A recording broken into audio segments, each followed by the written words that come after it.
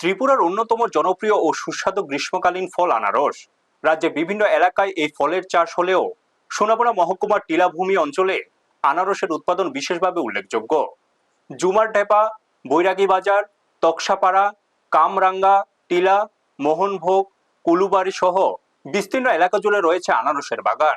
এক সময় নানা কারণে অনেক আনারস বাগান নষ্ট হয়ে গেলেও বর্তমানে নতুন করে বাগান গড়ে তোলার উদ্যোগ দেখা যাচ্ছে।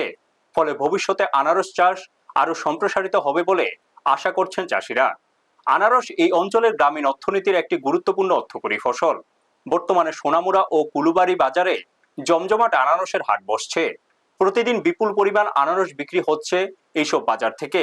ব্যবসায়ীদের মতে চাহিদার তুলনায় সরবরাহ কিছুটা কম থাকায় বর্তমানে আনারসের দাম তুলনামূলকভাবে বেশি।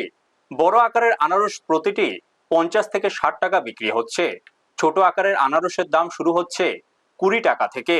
স্থানীয় চাষি ও ব্যবসায়ীদের আশা, আগামী কয়েক বছরের মধ্যে নতুন করে আরো আনারস বাগান গড়ে উঠবে।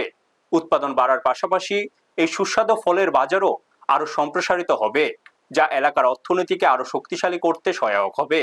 ব্যুরো রিপোর্ট, নিউজ তৎকাল 24।